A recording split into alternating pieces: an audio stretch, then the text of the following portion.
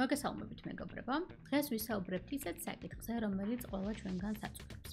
ყველას დაწურთული გრაფიკი გვაქვს, იქნება ეს დაუსრულებელი to-do list-ის სამსახურში, თუ ოჯახური ვალდებულებები და თანამედროვე სამყაროში თითქოს წარმოუდგენელია, რომ ადამიანმა დრო გამოყოს სიმშვიდისთვის. თუმცა რა თქმა უნდა, ეს ასე არ არის. დღევანდელ ვიდეოში ჩვენ განვიხილავთ 5 ნაბიჯს, თუ როგორ უნდა გამოვნახოთ დრო სიმშვიდისთვის. ამ ტექნიკას ქვია time blocking. რა არის time blocking? Time blocking-ი არის დროის მართვის ტექნიკა, რომელიც გვეხმარება ჩვენი დღე ჩვენვე დავგეგმოთ წინასწარ. მეთოდის მიხედვით დროის კონკრეტულ მონაკვეთში ვაკეთებთ კონკრეტულად ერთ საქმეს გადართვების გარეშე. ეს მეთოდი გვეხმარება, რომ ჩვენვე ვმართოთ ჩვენი დრო და ჩვენი მოქმედებები და რეაქციები არ იყოს რეაქტიული ამა თუ იმ მოვლენაზე, ხო? წინასწარ მიზანმიმართულად დავგეგმოთ, რას გავაკეთებთ და როდის გავაკეთებთ და არ გქონდეს მხოლოდ რეაქცია ამა თუ იმ მოვლენაზე, რომელიც ისაც ხდება ცხოვრებაში.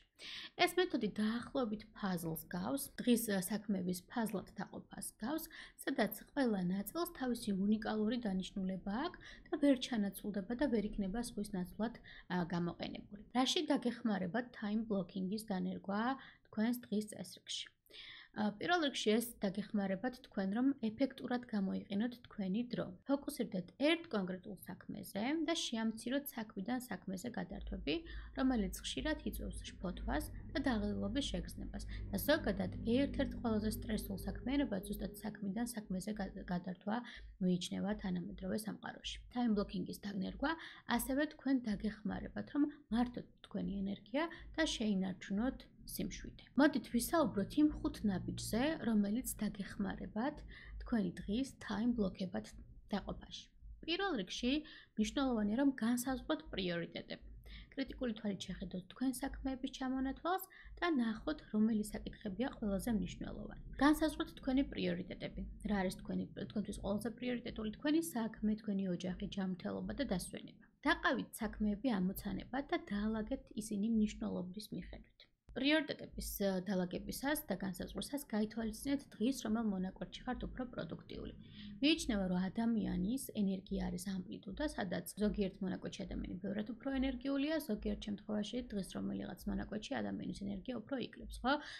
თქვენც გეცოდინებათ, რომ ზოგიერთი თქვენგანი არის უფრო ენერგიული დღის პირველ ნახევარში და მეორე ნახევარში უკვე ენერგია იკლებს და ზოგი პირიქით არის, ხო? დილით გაღვიძება ძალიან უჭირს და საღამოს ბევრად უფრო ენერგიულია. სწორედ აი ამაზე დაკვირვების საფუძველზე დაანაწილეთ ამოცანები ენერგიის მიხედვით. რთული საქმეები მოაქციეთ დღის მონაკვეთში, სადაც უფრო მეტად ენერგიული ხართ, ხოლო მარტივი და რუტინული საქმეები ისეთ მონაკვეთში, სადაც თქვენი ენერგიის დონე შედარებით დაბალია. მეორე და მნიშვნელოვანი time blocking-ის გამოყენების დროს არის რა დროს მიანიჭებთ ამა თუ იმ საქმეს, ხო? და კონკრეტულ საქმეებზე დროის ბლოკების მინიჭებისას მნიშვნელოვანია, რომ რეალისტური და რეალური დრო მივანიჭოთ კონკრეტულ საქმეს. გაითვალისწინეთ, რომ როდესაც გეგმავთ, ჩვენ ძალიან ოპტიმისტები ვართ დროის თვალსაზრისით და გონია, რომ ძალიან მცირე დროში მოვასწრებთ ძალიან ბევრ საქმეს და ეს ასე არ არის. გვირჩევენ ესეთ რაღაცას, რომ ჯობია მეტი დრო იყოს, ესე იგი კალენდარში მინიჭებული ამა თუ იმ საქმიანობის შესასრულებლად და დრო დაგვრჩეს, ვიდრე დაგვაკლდეს საქმის კეთებისას და შემდეგ უკვე სხვა რაღაცისთვის გამოყოფილი დრო მოვახმაროთ ამ საქმის დასრულებას. ჯობია მეტი იყოს, თუ პირობითად რაღაცა საქმის შესრულებისთვის ფიქრობთ, რომ 1 საათი საკმარისია, შეიძლება კალენდარში, თქვენს კალენდარში მონიშნოთ საათნახევარი და თუ დაგრჩებათ დრო, შეგეძლიათ სიმშვიდისთვის და დასვენებისთვის გამოიყენოთ ზუსტად ეს ნახევარი საათი. ამისი ესე იგი გათვალისწინება მოგიტანთ მეტ სიმშვიდეს, რომ არ გეჩქარებათ, არ გაგვიანდებათ და ასე იგი დროში არ ახართ ძალიან შეზღუდულები. ასევე მნიშვნელოვანი მესამე საკითხი, რომელზედაც მინდა რომ ვისაუბროთ time blocking-ის დროს, არის ერთი საქმის ერთ ჯერზე კეთება. ეს ჩვენ დასაწყისშიდაც ვახსენეთ და ცოტა უფრო მეტად ვისაუბრებთ თქვენის ნებართვით ამ ნაწილში. რას გულისხმობს ეს? არსებობს გავრცელებული იდეა, რომ multitasking-ი, ანუ ბევრი საქმის ერთდროულად კეთება, არის ძალიან კარგი უნარი. თუმცა კვლევები გვიჩვენებს, რომ multitasking-ი დაახლოებით 40%-მდე ამცირებს ადამიანის პროდუქტიულობას. ასევე რამდენიმე საქმის ერთდროულად კეთება იწვევს კოგნიტურ გადაღვლას, ანუ გონებრივ გადაღვლას და ხშირად შესრულებული საქმიანობაც არ არის ხოლმე ხარისხიანი. ხშირი გადართვები საქმიდან საქმეზე ზრდის სტრესის ჰორმონს ორგანიზმში, ეს არის კორტიზოლი და ხელს უშლის flow-ს მდგომარეობას, ანუ დინების მდგომარეობას და ამ მდგომარეობაში მოგახსენებათ, რომ ადამიანი ყველაზე მეტად პროდუქტიულია.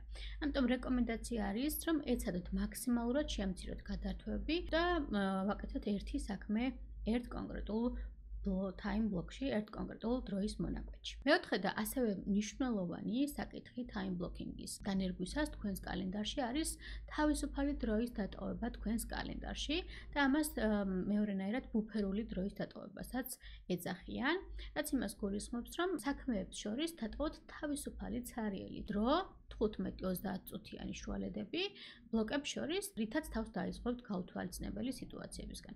თუ შეხედავთ თანამედროვე საქმიანი ადამიანის კალენდარს, ხშირად აღმოაჩენთ, რომ ერთი შეხვედრა რომ თავდება, მეორე იწყება, ბევრი შეხვედრა არის კალენდარში ჩასმული, სხვადასხვა ფერად გავაფერადებული, თუმცა ხშირია ხოლმე ზუსტად აი ესეთი მიჯნით დავაგებული საქმეების დროს, რომ ვერ ჩავეტიო დროში და მე ამის გამო კიდევ უფრო ნერვიულობ, მეჩქარება, გავრბივარ, სტრესი იმატებს და შფოთიც იმატებს. აქედან გამომდინარე გვირჩევენ ესეთ რაღაცას, რომ საქმესა და საქმეს შორის დავტოვოთ ბუფერული დროები 15-30 წუთი, შეიძლება 1 საათიანი შუალედების თომის ბუფუნება და საშუალებაც არსებობს.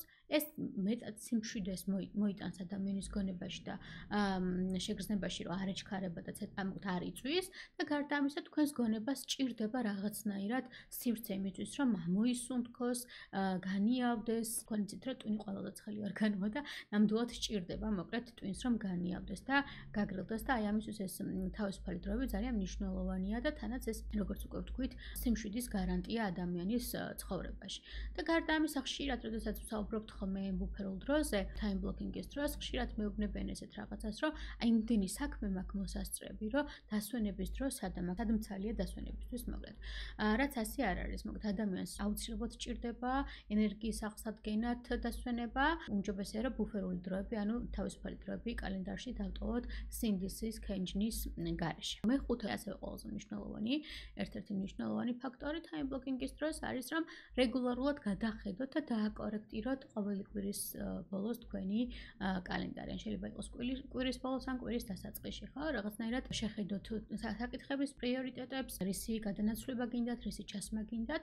უმჯობესია რომ ყოველი კვირა ან დასრულდეს, ან დაიწყოს აი ამ time blocking-ის გადახედვით, კიდევ შემოწმებით, რომ რამდენად თქვენს პრიორიტეტებს ემთხვევა თქვენი საქმეები, შეიძლება გადანაცვლდეს და ჩაისვას სხვა საქმეები, ან უბრალოდ ამოვარდეს რაღაცა საქმეები და ამასაც არ უნდა გქონდეს სინდისის ქენჯი და მოკლედ შეუძლებელია რომ ადამიანის გონება იყოს მუდმივად მომართული და მუდმივად პროდუქტიული, მას სჭირდება დასვენება, სიმშვიდე და განიავება, ხო? და რომ შევაჯამოთ მოკლედ ამ ვიდეოში ჩვენ რაზე ვისაუბრეთ ზოგადად რა არის time blocking-ი, რომ ეს არის დროის მართვის ტექნიკა და გულისხმობს დროის გადანაწილებას კონკრეტულად საქმეებზე, რაში გვეხმარება ამაზედაც ვისაუბრეთ და ვთქვით, რომ როდესაც ვიცით კონკრეტულად როდის ვაკეთებთ ამა თუ იმ საკითხს, დღის რომელ მონაკვეთში, რომელ დღეს, რომელ კვირაში და ადგილი აქვს ყველა საქმიანობას ჩვენს კალენდარში მინიჭებული, ამას მოაქვს სიმშვიდე. მნიშვნელოვანია, რომ საქმეებს შორის იყოს დრო ჩვენი თავისთვის, ყველაზე მნიშვნელოვანი, ვინც კი ყავს სამყაროში ეს არის ჩვენი თავი და ჩვენი თავისთვის გვაქვს დრო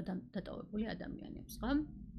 ერთი რაც მინდა კიდევ დამატებით გაგიზიაროთ არის ის, რომ დრო არის ყველაზე ძვირფასი, რაც ადამიანს აქვს და არის ერთადერთი რესურსი, რომლის აღდგენაც და დაბრუნებაც შეუძლებელია, ამიტომ მნიშვნელოვანია, რომ ეს დრო დავხარჯოთ ისე, რომ ვიყოთ მაქსიმალურად პროდუქტიულები და თანაც ჩვენი მენტალური ჯანმრთელობა შევინარჩუნოთ და გავფრთხილოთ ჩვენს მენტალურ ჯანმრთელობას. თუ მოგეწონათ ეს ვიდეო, გამოიწერეთ ჩვენი არხით Bowmaster Online და ასევე მოგწერეთ კომენტარებში კონკრეტულად რა თემები გაინტერესებთ და ვეცდებით შესაბამისი ვიდეოები ჩავწეროთ. მადლობა ყურადღებისთვის და შეხვედრით.